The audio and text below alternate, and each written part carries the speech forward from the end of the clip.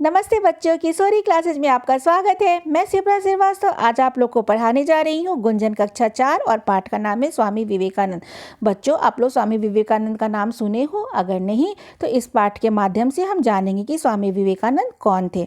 अब हम पाठ पढ़ना स्टार्ट करते हैं। अरे नरेंद्र चतुर भिक्षु की कहानी सुना दो। नहीं नहीं, गुरुजी आने वाले हैं, अभी तो उनके आने में समय है, जल्दी सुनाओ ना। केशव ने हट किया। प्रस्तुत पंक्तियों में क्या लिखा है बच्चों? नरेंद्र जो है वो विवेकानंद के बचपन का नाम था और उनका जो दोस्त था केशव, उसने हठ यानी जिद करने लगा वह कि अभी अध्यापक जी के कक्षा में आने में समय है, तुम चतुर भिक्षु की कहानी सुना दो। ठीक है सुनो, वो बोलते हैं। नरेंद्र कहानी सुनाने लगा। जो विवेकानंद थे वो क्या करे, कहानी सुनाने लगे। श्रोता सहपाठी कहानी सुनने में मग्न हो गए। श्रोता अर्थात सुनने वाला, सहपाठी अर्थात मित्र। तो जो उनके मित्र थे वो कहानी सुनने में मग्न हो गए। अध्यापक ने आकर पढ़ाना शुरू कर दिया और उन्हें पता ही नहीं लगा। इतनी देर में क्या हुआ बच्चों कि अध्यापक जी कक्षा में चले आए और वो पढ़ाना शुरू कर दिया और बाकी बच्चों को पता नहीं चला कि अध्यापक कक्षा में आ गए हैं, वो कहानी सुनने में ही लगे पड़े थे। अचानक अध्यापक का ध्यान कोने में बैठे उन छात्रों की तरफ गया। अचानक जब अध्यापक जी पढ़ा रहे थे तो उनका ध्यान उन बच्चों पर गया जो कि कहानी सुनने में लगे हुए थे। क्या हो रहा है वहाँ? मैंने जो पढ़ाया है यह सुना या नहीं? अध्यापक ने कहा कि वहाँ क्या हो रहा है? मैं जो पढ़ा रहा हूँ उसको आप लोगों ने सुना या नहीं? खड़े हो जाओ तुम चारों, मेरे प्रश्नों का उत्तर दो। क्योंकि अब गुरुजी को क्या हुआ, अध्यापक जी को गुस्सा आ गया। उन्होंने जो भी पढ़ाया था उससे संबंधित प्रश्न उनसे पूछने लगे। अध्यापक ने सबसे प्रश्न पूछे। नरेंद्र को छोड़कर कोई भी उत्तर नहीं दे सका। शिक्षक ने कहा, नरेंद्र को छोड़कर सभी खड़े रहो। मतलब नरेंद्र अर्थात विवेकानंद को छोड़कर सभी बच्चों में से कोई बच्चा जो था वो उत्तर नहीं दिया, सिर्फ नरेंद्र ने ही उत्तर दिया। कक्षा में बात करने का दंड तो मिलना ही चाहिए। गुरुजी ने कहा कि आप लोग कक्षा में बातें कर रहे थे इसलिए आप लोग को दंड मिलेगा, यानी पनिशमेंट मिलेगा। गुरुजी मुझे भी दंड दीजिए, मैं कहानी तो मैं ही सुना रहा था। नरेंद्र ने स्वीकारा। नरेंद्र ने क्या कहा कि गुरुजी मित्रों के साथ साथ मुझे भी दंड दीजिए क्योंकि कहानी मैं ही सुना रहा था। उनकी सच्चाई और ईमानदारी को देखकर अध्यापक दंग रह गए। सच बोलने वाला यह बालक नरेंद्र आगे चलकर स्वामी विवेकानंद के नाम से प्रसिद्ध हुआ। किसके नाम से प्रसिद्ध हुआ बच्चों? स्वामी विवेकानंद के नाम से प्रसिद्ध हुआ। अब इनकी जीवनी यहाँ लिखी है कि स्वामी विवेकानंद का जन्म 12 जनवरी 1863 को मकर संक्रांति के दिन कोलकाता में हुआ था। इनका जन्म कब हुआ है? अभी आने वाला है 12 जनवरी 1860, मतलब 12 जनवरी 1863 को मकर संक्रांति के दिन कोलकाता में हुआ था। बचपन में इनका नाम क्या था? नरेंद्र नाथ था। छोटा नाम नरेन पड़ गया। इनके पिता का नाम विश्वनाथ दत्त था। ये सब आप लोगों को याद करना होगा, है ना। वे उच्च न्यायालय में क्या थे? वकील थे। अंग्रेजी भाषा ज्ञान और भाषण कला नरेंद्र को विरासत में मिली थी। विरासत अर्थात पूर्वजों से मिली थी। उनकी माता भुवनेश्वरी देवी धार्मिक महिला थी, यानी धर्म से रिलेटेड, मतलब रिलीजियस वुमेन थी। वे नरेंद्र को रामायण महाभारत के किस्से कहानियाँ सुनाया करती थी, जिससे नरेंद्र में धर्म के प्रति रुचि उत्पन्न हुई। उन पर माँ का विशेष प्रभाव रहा। उनकी माँ जो थी वो धार्मिक प्रवृत्ति की थी, तो उन्हें बहुत सारी धार्मिक कहानियाँ पता थी और वो कहानियाँ वो अपने बेटे नरेंद्र को सुनाती थी, जिसका उन पर क्या हुआ बच्चों? विशेष प्रभाव पड़ा। उनकी बुद्धि कुशाग्र थी, मतलब बहुत तेज थी। वे कक्षा में प्रथम आते थे। उन्होंने छोटी उम्र में ही महान ग्रंथों का अध्ययन करके उन्हें याद कर लिया था।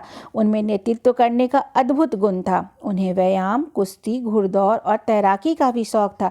वे सुंदर काया और बहुमुखी प्रतिभा के धनी थे। यहाँ पर क्या लिखा है बच्चों कि उनकी जो बुद्धि थी वो बहुत तेज थी, बहुत कुशाग्र थी। कोई चीज़ तुरंत उन्हें याद हो जाता था। वो कक्षा में हमेशा फर्स्ट आते थे और बहुत छोटे से उम्र में ही उन्होंने महान ग्रंथों का अध्ययन कर लिया था और इसे याद भी कर लिया था, जैसे रामायण, महाभारत, गीता इत्यादि।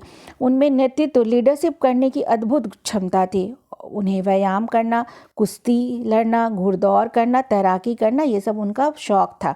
और उनका शरीर बहुत ही सुंदर था और वो बहुमुखी प्रतिभा के धनी थे। मतलब दो तरह की, एक बहुमुखी होता है, एक अंतर्मुखी। तो बहुमुखी यानी कि वो बाहर, जो कुछ बच्चे क्या होते हैं बाहर की दुनिया में बहुत एक्टिव होते हैं और कुछ बहुत चुप चुप से रहते हैं, वो भी कुछ ना कुछ करते थे तो चुप चुप से रहते हैं।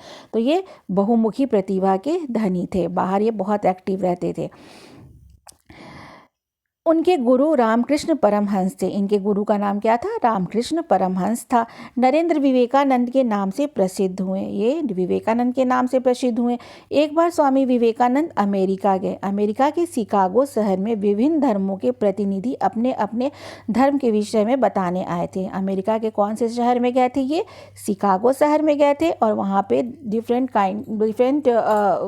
शहर से क्या हुआ था बच्चों की डिफरेंट धर्मों के लोग जो हैं वो अपने अपने धर्म का के विषय में बताने के लिए आए थे। विवेकानंद ने भारत की ओर से अपना भाषण दिया। भाषण में उन्होंने संबोधन भाइयों और बहनों को सुनाकर सभा में तालियां, जब भाइयों और बहनों कहा तो क्या हुआ कि सभा में तालियां गूंज उठी, क्योंकि हमारे देश में हमारी जो भाषा क्या है बेटा, मातृभाषा हमारी हिंदी है। और हमें क्या होता है, हमें हिंदी बोलने में बहुत लज्जा आती है ना, लगता है कि सामने वाला इंग्लिश बोल रहा तो और हम हिंदी बोल रहे तो बहुत बुरा लगता है हमें। लेकिन ऐसी बात नहीं है बच्चों, हमारी जो मातृभाषा हमें उसका पूरा ज्ञान अच्छे तरीके से होना चाहिए और हमें उसका यूज़ भी करना चाहिए। देखो विवेकानंद ने शिकागो में जाकर उसका यूज़ किया तो तालियों से पूरा जो सभा था वो गूंज उठा। अगले दिन उनके भाषण की चर्चा पूरे अमेरिका में हुई।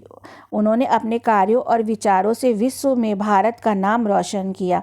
अपने कार्य और विचार से विश्व में क्या किए, वो पूरे संसार में भारत का नाम रोशन किए। देखो यहाँ पे विवेकानंद हैं ये, जिन्होंने ऑरेंज कलर की पगड़ी बांधी हुई है और कुछ बच्चे हैं।